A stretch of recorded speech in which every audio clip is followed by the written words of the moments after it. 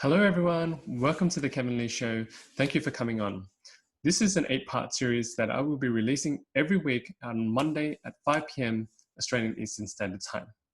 The preface for this interview is based around a primary question that I learned from Tony Robbins attending his business mastery event in Amsterdam.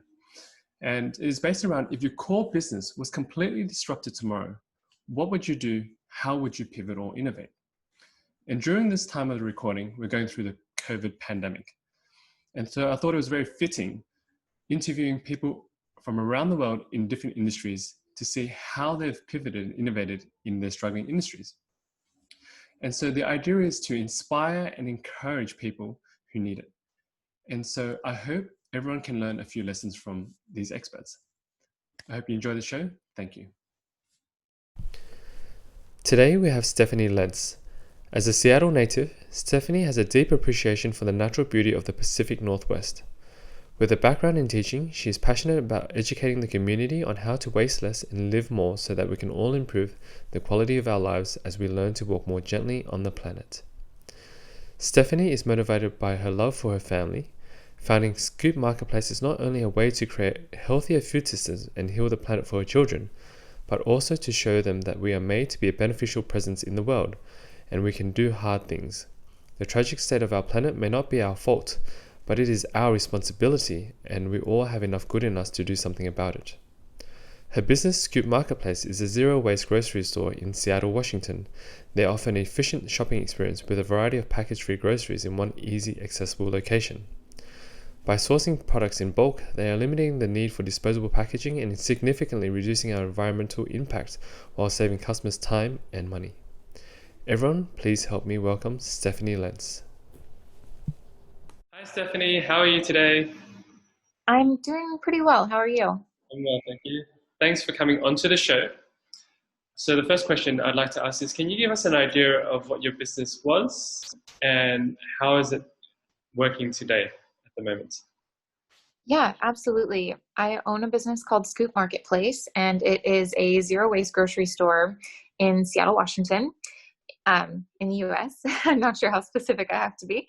And the idea behind a zero-waste grocery store is basically that the customers can bring in their own reusable containers, and then they can purchase their desired quantity of our package-free food, home goods, and personal care products. So we're eliminating the need for disposable packaging and normalizing reusables. So we were operating the brick and mortar grocery store. We had been doing that for probably about 10 months prior to the pandemic. Yep. And it was going really well. We have a really nice community that we've been building. People really appreciate the service that we offer, and especially just our transparency with our values so that they know what kind of business they're supporting. And then I got pretty nervous with the virus and everything, and I had no idea what was going to happen. I didn't know if I was going to have to just close and move everything into my garage or what. But what ended up happening is, because Scoop is an essential business, because we sell groceries, we actually got incredibly busy.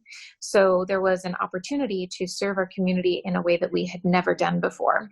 And I ended up creating a digital store on our website pretty much overnight, and just announcing that we were going to be offering pickup and delivery services, and we've been shipping some bulk goods as well. So we've had people from, not a lot of people, but we've had people from all over the United States purchasing, a 5-pound bag of flour from us, or a 2-pound bag of black beans, because they feel like they don't have access to that high quality organic product in a low waste packaging option near them.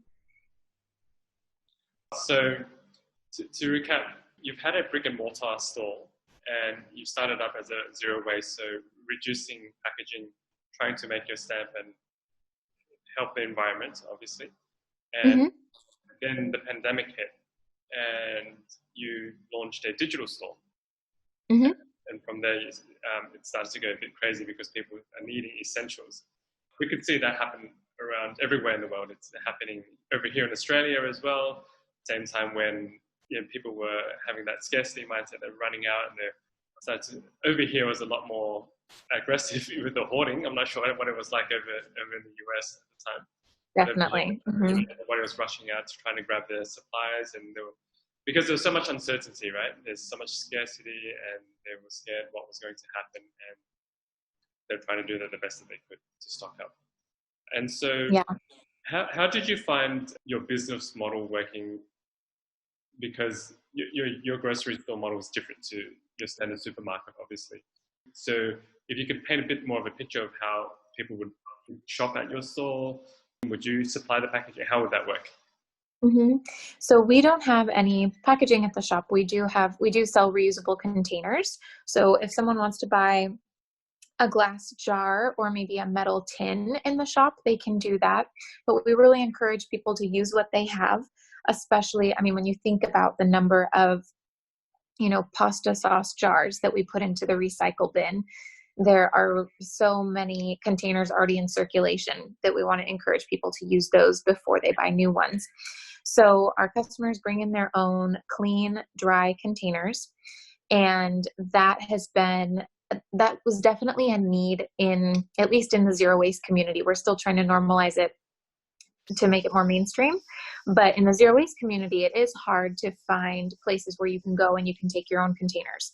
So then when the craziness hit, we were trying to figure out how to navigate that. Obviously, we want to keep everyone as safe as possible.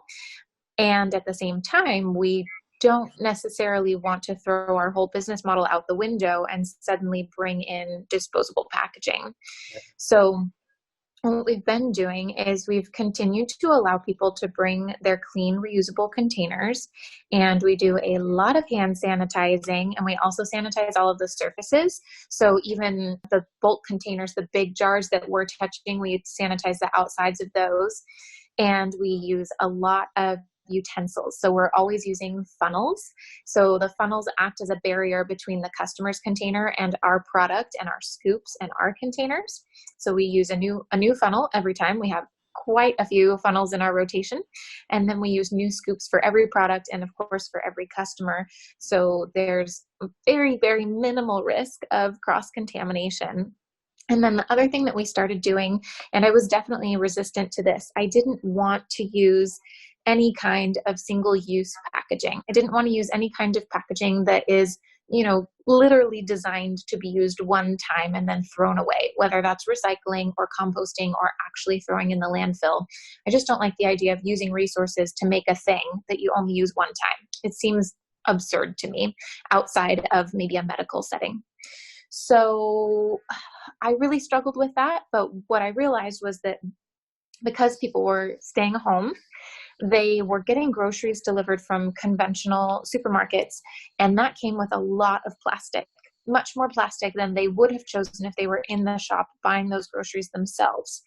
So I discovered that I could offer my bulk products in compostable bags, and that was a significant improvement. So it's not the best solution, but it was a way that I could add value for them. I could serve them in a different way and meet that need where it wasn't being met anywhere else. Understood. And so how did you find the adoption from the customers? Were they quite open to bringing in their own containers or getting containers from you? How did you find because it's a different buying behavior pattern, correct? Yeah, so I think the reason that it went well is because there is, like I said, there is already a zero waste community here. There's actually a group called Seattle Zero Waste, and they get together on a monthly basis and they have meetups. And the zero waste movement has been growing so rapidly. It's obviously, it's a big change in human behavior. Obviously, this isn't the norm for everyone, but the people who come to my shop come there on purpose. So it's very rare that someone comes in and is surprised that they have to bring their own container. And even if they are, they usually get it pretty quickly. They understand the general concept and the mission. Every now and then, very rarely, we have someone who's irritated that we don't have a plastic bag or irritated that we don't print a receipt for them. But in general, that doesn't happen. And what I really like about that is that it tells me that I'm I'm telling my brand story correctly and I'm attracting the right people, right? Because I don't want to attract people into my store who are going to be frustrated with the business model. That's really important to me. That's it. Makes absolute sense. And how have you been reaching out to the community or the people? What platforms are you using? How are you reaching out to your customers at the moment? I would say that Instagram is where I have had the most engagement. So about 2 years ago, I created my Instagram account and my Facebook page for my business. And I had created my business plan, but I wasn't actually doing business. There was no place where people could come and buy from me. I just started showing up on a daily basis, and I would just share tips and tricks and share little snippets of our lifestyle as a zero waste, plant-based family. And people responded really well to it. And I felt like they were very thankful because my mission is to teach people how to walk more gently on the planet. I'm sorry, it is late and I am tired. My mission is to teach people how to improve the quality of their lives as they learn to walk more gently on the planet. And my approach is very much about baby steps, just one little step at a time. There is this idea that, I don't know, the holy grail of the zero waste movement is being able to fit all of your trash for a year into one glass jar. I don't know if you've seen this, but this is the thing. Uh-huh. And I am not into it. I'm not into it because I feel like if people think that they have to do that to live sustainably, they're going to give up really fast because there aren't very many of us who can just make that change overnight. And especially if you have a family, and especially if you have little kids, and especially if your partner isn't fully on board, it's unrealistic. So my approach from the beginning has just always been very relatable. I'm very transparent and open and honest about the waste that my family creates. And sometimes it's difficult for me. I've had a couple of secrets along the way that it took me a while to reveal. I remember the first time that I publicly said that my kids were using disposable diapers overnight, and I was just very embarrassed, but it felt important to me to relate to those moms who are trying their best and feeling guilty about it because it's just real life. It's just our broken systems. And I had to come to a point where I realized that I was jeopardizing our quality of life and essentially my children's health for my zero waste agenda. And that wasn't okay. So that's a lot of what I talk about and my growth on those platforms. Like I said, Instagram specifically, but Facebook as well, has been very organic and just slow and steady. And I've still been showing up every day. I'm actually taking a little bit of a break right now. I don't know how much you hear about what's going on in our little corner of the world right now, but things are pretty scary and unsettling. And there's a movement for the next week. This is the first week of June. I don't know when this will be aired, but there's a movement this week for white business owners specifically to take a back seat and stay silent on social media to leave space for people of color to amplify their voices. So navigating that has been a new challenge. I didn't want to go without bringing it up. I don't know when this is going to air, and it's really weighing heavily on my heart. So I'm thankful for that opportunity to connect with my community in that space. And it's a quick way for me to tell them where I stand on issues like anti-racism. And it allows them to really connect.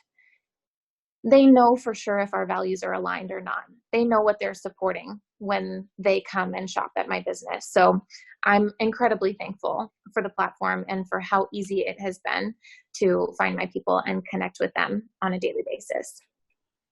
Yes, the heaviness is felt all around the world, even in Australia, where it's very far away, but the media doesn't leave anything out, and we're all very informed about what's happening. And our heart goes out to everyone there. It's a very challenging time on top of what we were already facing. Yeah, it's been an interesting year, and I think that everything and everyone, I think we're all going to be better for it. And I feel very optimistic. and it's heavy now, and it's painful now, and it's challenging now. And I'm just a white girl saying that. So I can't even imagine, I can not possibly understand what other people are experiencing. I understand. And I agree that I feel after all this has passed over, we will definitely rise stronger as individuals and as communities and as groups. It brings a sense of togetherness and cooperation and community, and a lot of empathy and compassion as well. So yeah, fingers crossed to, it'll all come out on the other end eventually. Yeah, definitely. And just going back to some of the stuff that you were saying, it's great. I really love that you're doing education-based marketing from the beginning, before you were even opened up your shop. You were embodying what you are about. You were living that, what you're selling, and you were doing the best that you can in zero waste, but not in a, as you said, in a strict way these days where your whole life waste, your whole year's waste fit in the jar. It's just not practical, and it's not realistic. And you're coming from a space where, from my observation anyway, that it's in stages, and it can be done, and it doesn't have to be 0 to 100, and it can be at different levels. And so it's great that you're using that model to share, build your community, build your audience, and then release your business as a space for them to then be able to purchase things from you. And it works both ways. Yeah, I think it really set the stage for what I was going to do when I opened my business. And I think that it has helped people to feel like I understand where they're coming from. And so when they come into the shop, in general, they feel comfortable and they feel welcome. And if they've been following me, if they came there on purpose, which most of them did, they know that it's a non-judgmental space, and that I don't expect them to be living 100% zero waste. And that I am very sensitive to the fact that sustainability is multifaceted, and we all prioritize different areas of that. And we prioritize different things at different times and for different reasons. So when it comes to a certain type of food that I'm feeding my family, I might choose the organic option that is not local. And in other circumstances, I'm going to prioritize finding the local option because I'm not as concerned about the organic. So it's just kind of one of those things where I made it very clear what kind of a culture I was cultivating ahead of time. And I just think it's important, just kind of all around in terms of values, for people to know where you stand so that they don't have to worry, what do they think, or is this okay, or is this allowed, or am I accepted? And I try to communicate as clearly as I can on many subjects. So I am thankful that I took that approach too, because it was kind of one of the very beginning steps of showing up just imperfectly, showing up before I had it all figured out. And that has made it a little bit easier for me to continue doing that, even as I'm taking bigger and bigger risks and doing bigger things, because people like to feel that they're a part of the journey. So I think it is, when you can, I think it is really important to just start talking about it from the beginning and let them contribute and let them feel like, they've watched you blossom. I think that is a unique connection that you can have with your community. Even with myself, as you know as well, I have a cafe back in Sydney, Australia, and my journey into the zero waste concept started last year when I picked up a book called Zero Waste by Anna. I forgot her surname. I've got to pull it up to link it out for everyone. But it was suddenly a conscious hit for me how much waste I was producing as a shop. Not on a personal level, but on a commercial level. And I kept thinking to myself, I've got to do something about this. Even if it's the smallest thing, I've got to do something about this, because I can't just keep going. Even if I'm going to do some damage, at least lessen the damage. I've got to do my part and be responsible for my actions. And going down that rabbit hole has taught me so much and has increased my awareness into different practices that I can adopt. And it's something I'm becoming a lot more passionate about, and something I'd love to discuss with you further, even if it's off video, ways where we can develop something to create more of this movement, even in other parts of the world. For example, in Australia, there's a lot of boundaries, a lot of challenges, as I'm sure a lot of other places are experiencing, in how we can do this sustainably, consistently, for commercial businesses. Mm-hmm. And yeah, we could definitely go down that rabbit hole. But before I do, I just want to backtrack and go in towards, you're obviously very passionate about zero waste. I don't think it's something that just comes out of nowhere. I feel like it's a story that, you don't just suddenly, dream to be, zero waste kind of thing. It has to come from a point where, a situation in your life. So if you could please share with us why you're so passionate about zero waste, and how did it come about for you starting Scoop Marketplace? It's an interesting question, especially because I think, if you go back 10 years, well, if you go back 5 years and tell me what I'm doing now and the movement that I'm involved in, I think I don't know what I would think. I wouldn't believe you. I wouldn't believe you. So I'm from the Pacific Northwest, and I have always enjoyed being out in nature. I'm not super outdoorsy. I mean, I don't want to go backpacking for a week or anything like that. But I do enjoy the beautiful green trees that are here, and the mountains and the ocean.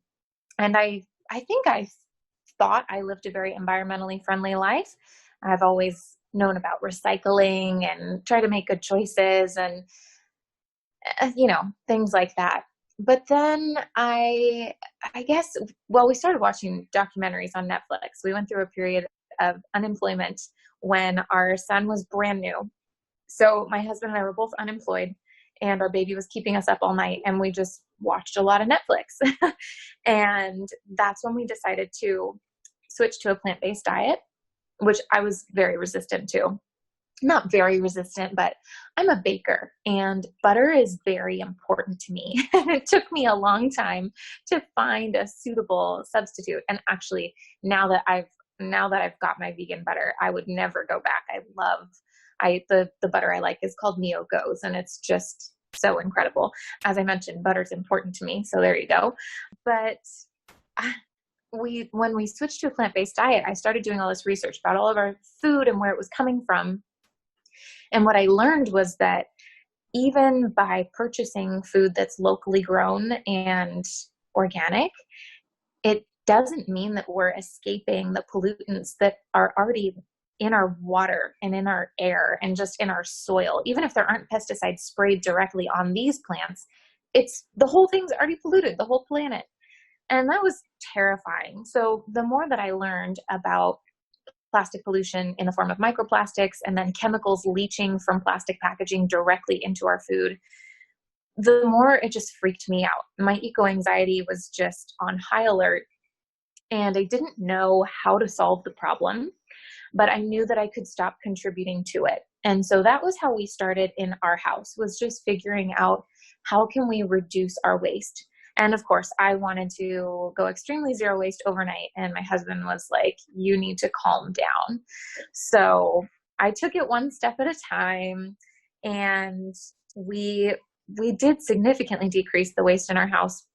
And it's interesting, kind of the other pieces of the puzzle that come into play. Once you get into low waste, then there's also plastic free and learning about the chemicals in plastic and why you want to avoid it as much as possible. And then maybe a little bit of minimalism thrown in here and there. And as I mentioned, like a plant-based diet or a vegan diet, and it all just kind of snowballs. So a couple years into it, I noticed that even though we had reduced waste in so many ways in our household, it's still really hard to go to the grocery store and not come home with a bunch of trash. Even as plant eaters, where we eat a lot of produce, still I have to get the pasta in packaging, or different things like that. So I don't even know when I started doing this, but I was following some zero waste stores in Europe I was following them on Instagram, and I thought it was so interesting. Seattle seemed like the perfect environment for that kind of a business. And it seemed really strange to me that we didn't already have something like that. And I just decided to go for it. And I think, I was definitely very motivated by fear, especially as a new parent. I think there's something to be said for realizing what's been done to the planet that you're leaving to your children. And I would really like them to have clean air to breathe and clean water to drink and food that grows outside and is nourishing to their bodies. So it just kind of happened. I don't really know how I got here, but I'm here and I'm doing it. I think your courage is inspirational, Seth.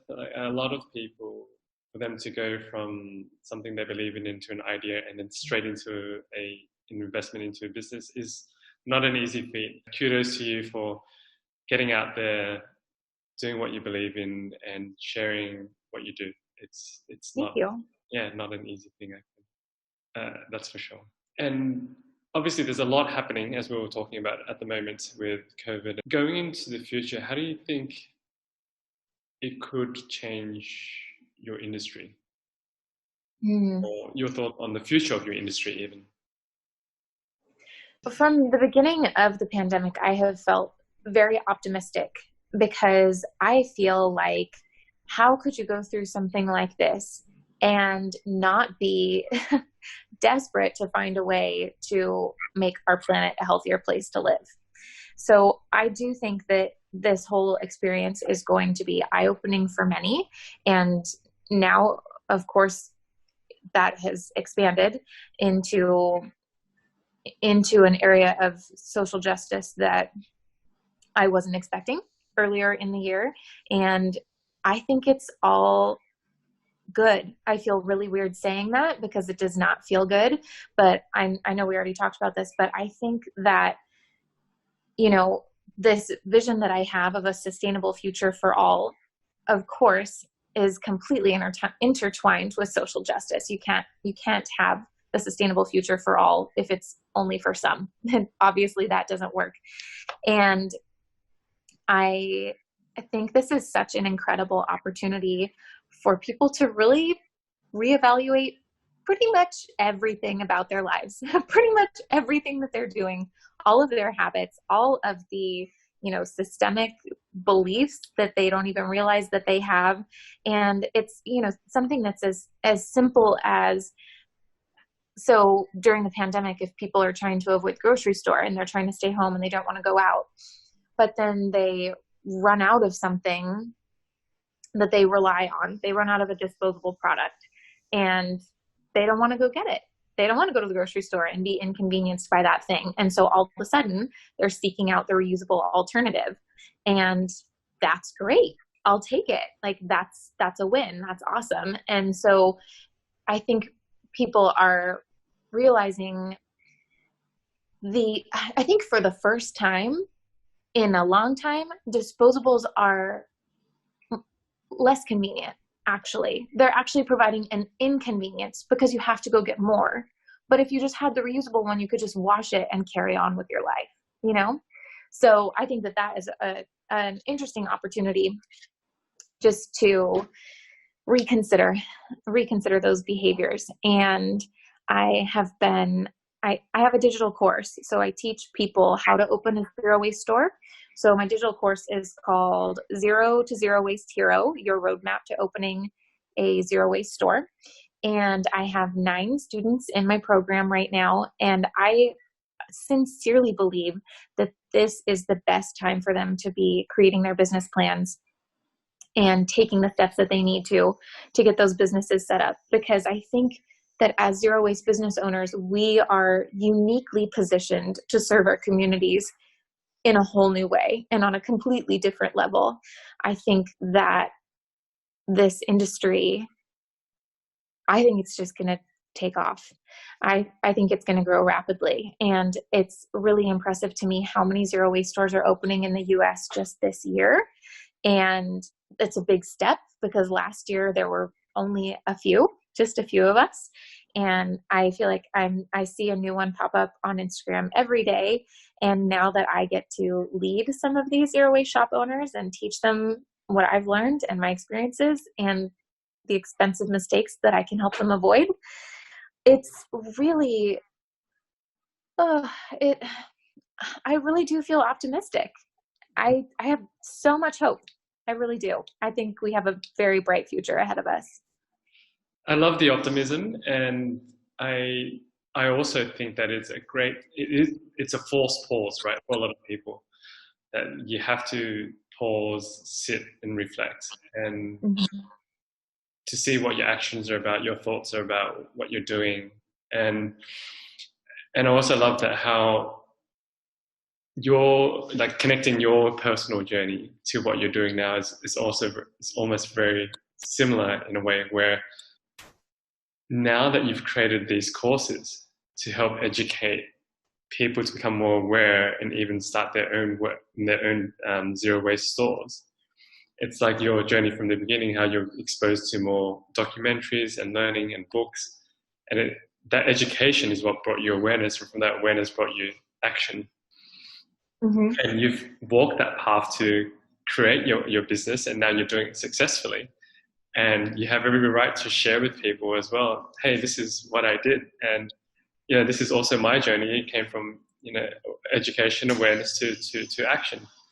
And it's a beautiful kind of loop tie-in that you're working on there.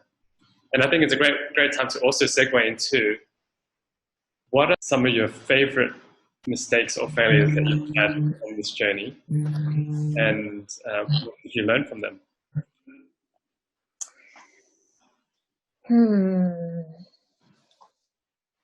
And it could be one, and it could be a few, and it could be a small mistake, or it could be a big failure, whatever comes up for you. Well, I think there are a couple of different ways that I could approach this, because I'm sure I've got mistakes and failures all over the place, but I could speak to them in regards to my journey towards a more sustainable lifestyle, or my journey as a business owner. The mistakes and failures on the business owner side are far more significant. Yes. Well, I think that one of my biggest mistakes, actually, that can go on either path, is allowing myself to, allowing fear to hold me back. So I tend to want things to be or look a certain way before I share them with other people. And I can have some high expectations for myself and my work, and not just high expectations, impossible expectations.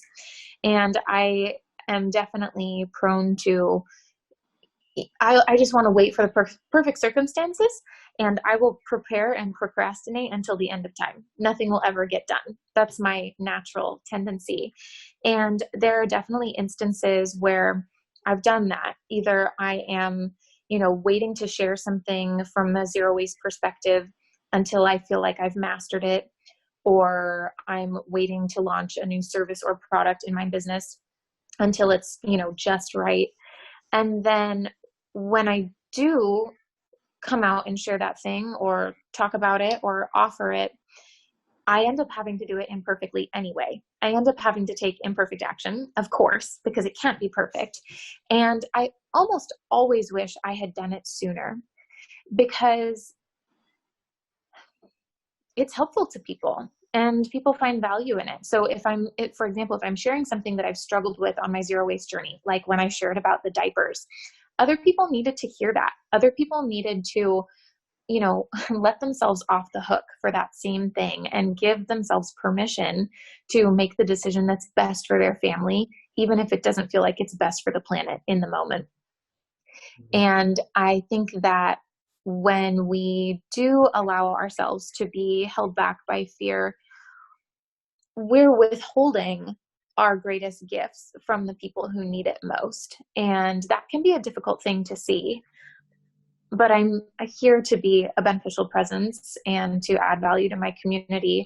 And I want to continue to do my best to show up imperfectly and give them the best of me at the moment, not the best of who I think I could maybe be someday in my head, but who I am right now.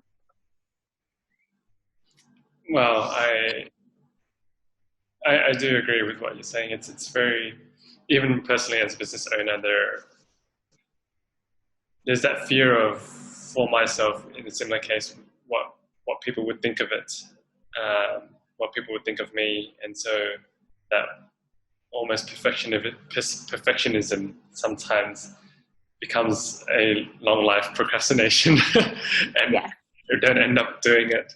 And I've also over time tried to roll things out as fast as I can because it's never going to be perfect, even if I did take another month or two to really knuckle it down, because when it gets out there, it's still not going to be perfect. And I still have to reiterate and I still have to get better at it. And so you might as well just let it go now, right?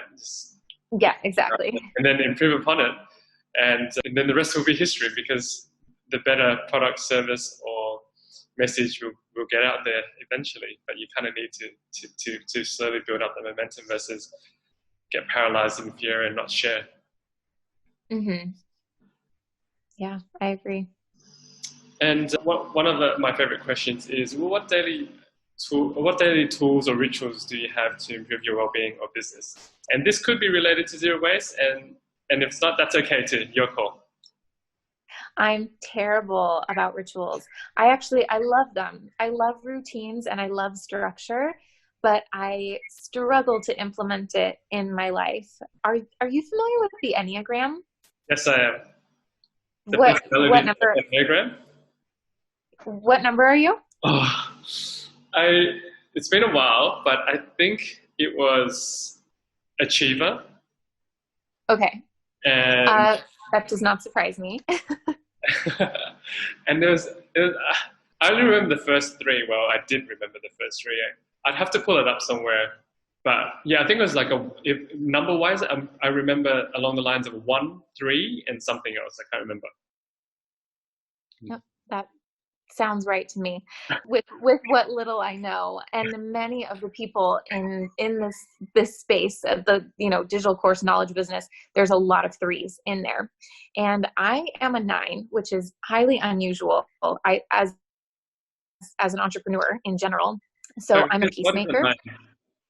So 9 is peacemaker. So I prioritize harmony, and I'm very much a people pleaser, and it is very, very difficult for me to be an employer. I don't like making decisions, and I'm incredibly ambitious and creative, and I have big dreams, but generally low motivation, which is really obnoxious. So when it comes to having a daily routine, I love the idea. It sounds lovely. And I can, create this whole morning routine, and it's wonderful. But then actually implementing it, I don't have that threeness in me where I just can stick to the routine and get it done. So anyhow, what I like to do when things are going the way that I want them to, my kids wake up pretty early. They usually wake up at 6. And what I like to do is I like to get up at 4:30 when no one else is awake. And if I can, I don't usually because I don't want to risk making any noise, but I love if I can make a cup of tea and sit on the couch in the dark all by myself, and then just turn on a little lamp and journal. And I don't do a lot of journaling, and actually that part is hard for me, but I like the structure of writing down 10 things that I'm thankful for, and writing down 3 to 5 mantras depending on what I feel like I need or I need to remind myself of. And then once I've gone through that routine, I love it if I can have an hour or an hour and a half to just get work done before other people wake up in my house, because I just feel like I've already been productive. I've already done something for me. I started my day, creating and reflecting instead of jumping on my phone or getting into my emails or something like that. And I just always feel so much more excited to see my kids when they wake up if I got to start my day like that. So that's what I would be doing ideally. But I would say that what does actually happen regularly, not very much. But if I can make a hot cup of tea, that is like my favorite. Just being able to sit for 5 minutes and drink it while it's actually warm, that fills me up. And at this time of year, getting outside, I definitely need sunshine on my skin. It's very, very important for my well-being. Thank you for sharing. I'd like to dive just a little bit into some of what you've just said. Could you give me an example of a mantra that you use, just so I have an idea of what you mean by mantra? And Yeah. Do you mind if I grab my journal? of course, of course. So at some point, I started making a list of different mantras that are helpful to me. And some of them I've gotten from books, and some of them just kind of felt like what I needed in the moment. So most recently, well, I like Everything is Figure Outable, which is Marie Forleo. That book is incredible for anyone who hasn't read it. And I Can Do Hard Things, which comes from Glennon Doyle. She's also amazing. And then Keep Moving Forward, which is a Walt Disney thing. I'm a big Disney nerd, so I also sneak in any inspirational Disney anything whenever I can. And let's see, I'm becoming better every day. My success is inevitable. I'm leading my family to financial health, wealth, and freedom. I keep my promises to myself. I show up for me and I follow through. Those are some of my favorite ones. There's another one that I'm thinking of, but I can't quite remember what it is.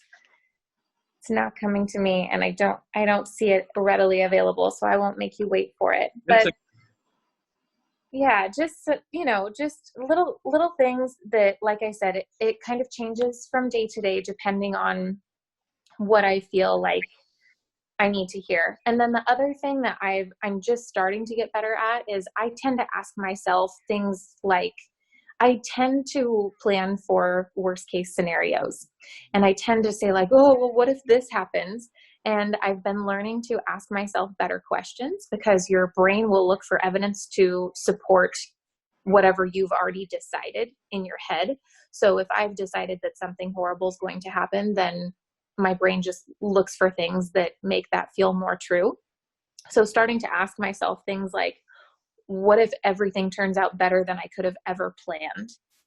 So that's helpful to me to get me back on track and get me looking for evidence of the positive outcome instead of the negative one. I'm a big fan of journaling and the process, and I love that. The gratitude process, the mantra process, it's all things that I find very helpful day to day. I think reminding yourself of such powerful lines and words continue to inspire you each day, instead of, it's like you're feeding yourself the content that you choose to feed versus allowing certain content to enter you without permission sometimes. And yeah, it's a beautiful space. Another maybe a bit of a weird question was, you said at the moment what you love is to have a nice warm cup of tea in the morning. For some reason, I'm getting this vibe that you love your teas and that you probably have a good selection of teas. I may be wrong. What tea do you like to drink? So I love trying new tea. And actually, we have a tea shop not too far from us. And my husband and I love to just go study and just always try a new type of loose leaf tea. It's really fun. But when it all comes down to it, I like English breakfast tea with milk. And I don't know, I think it's just, I lived in England for a very short time, but I think it just is this comfort thing. It's like the routine, it's, steadfast. It's almost always the same. I will admit, it was one of the hardest things for me about going vegan, was that my tea didn't quite taste the same, but I've figured it out. I'm doing better. I use cashew milk. It's still not the same, but it's still good. But I've got another one in my house that I really like right now. It has peppermint and marshmallow root and slippery elm, and it's just really fresh and nice. And then my kids have something we call mama tea. I don't know how it became mama tea, but we will do something like, honey and apple cider vinegar, or lemon juice and ginger. Well, the kids don't like the ginger, but I do. So yeah, we like tea. And no coffee, no caffeine. I can't do it, but tea, definitely. Wow. Great. My senses were correct about your tea, your love and passion for tea. And as we wrap up, Stephanie, where can people learn more about you and your businesses? Where should they go? Yeah, thank you for asking. So Scoop Marketplace is pretty easy to find, scoopmarketplace.com, and then at Scoop Marketplace on Instagram and Facebook. And then for people who are interested in learning about the digital course and the other trainings that'll be available, that is called Scoop Intelligence. So that information can be found at scoopmarketplace.com, but there's also a separate Instagram and Facebook account. And then just to be really over the top, I actually have a third one called The Scoop with Steph. And I wanted to have a place where I could connect with other entrepreneurs, especially sometimes it doesn't feel appropriate for me to be using the shop platform to, to share the work of other entrepreneurs and encourage them and collaborate with them in that way. So I have The Scoop with Steph on Instagram and Facebook, and I'm just starting to use that platform to teach cooking and baking. I'm very passionate about food. I'm self-taught, but it was my personal mission to make sure that my family didn't feel at all left out when we switched to a plant-based diet. So I make really fantastic plant-based food. You would never know that it's vegan. And I wanted to start teaching people. So I'm actually going to be creating a course. I'm going to start with the plant-based pie course, because I'm really good at pies. I'm not the most confident person, but I'm not at all humble when it comes to my baking skills. Well, wow, there's so much going on. I will make sure to include everything in the show notes and the links so everybody can find you. Stephanie, it has been such a pleasure. I've had so much fun with this wide-ranging conversation.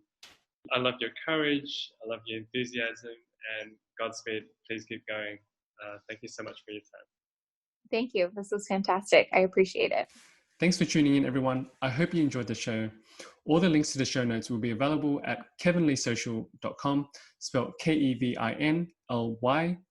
Conversely, if you have any interviews that you'd love to recommend, please send it over to kevinleesocial@gmail.com. I'd love to connect. Thank you. Until the next episode.